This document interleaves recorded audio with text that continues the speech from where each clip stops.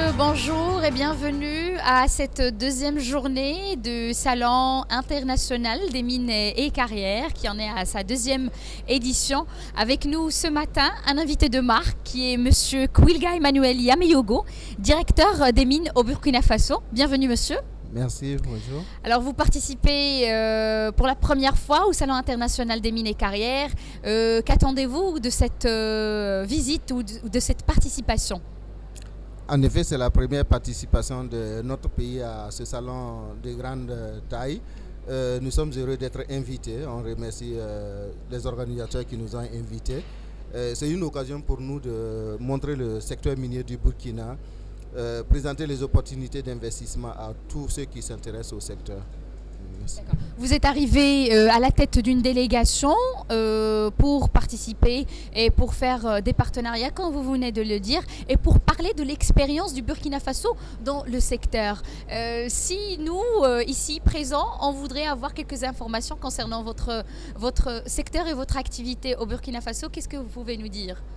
Alors, nous pouvons déjà dire que notre secteur minier est jeune.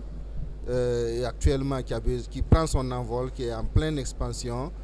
Nous avons un potentiel géologique et minier très riche et varié, passant de l'or, les métaux de base, du manganèse, tout. Et nous sommes rentrés en production à partir de 2007, que la première mine a été inaugurée.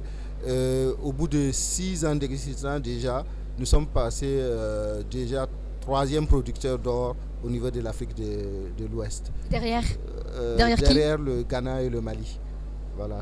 Et cet apport nous fait du secteur minier le premier secteur exportateur du Burkina depuis 2009. D'accord. Quand on parle de mines, on parle forcément des communautés avoisinantes, les mines. Comment vous, au Burkina Faso, vous gérez cette situation avec les gens qui habitent aux côtés des mines, surtout en relation avec les entreprises qui sont actives là-bas? Exactement, les communautés riveraines des mines attendent beaucoup des sociétés minières et l'État essaie d'accompagner. Actuellement même, nous sommes en train de réviser notre code minier pour pouvoir prendre en compte les intérêts des communautés riveraines d'abord. Parce que les 6 ans d'existence de nos mines ont soulevé des difficultés réelles qui sont là.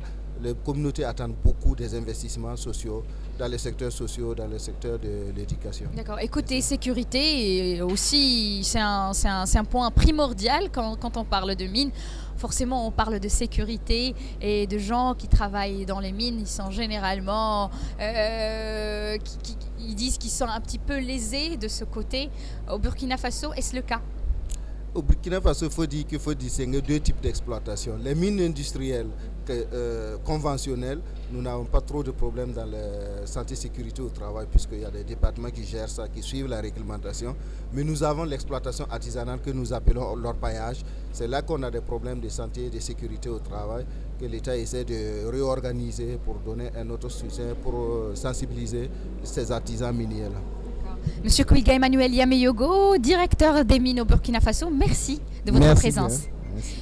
Et merci à vous de nous avoir suivis. On se retrouve tout à l'heure avec un nouveau invité.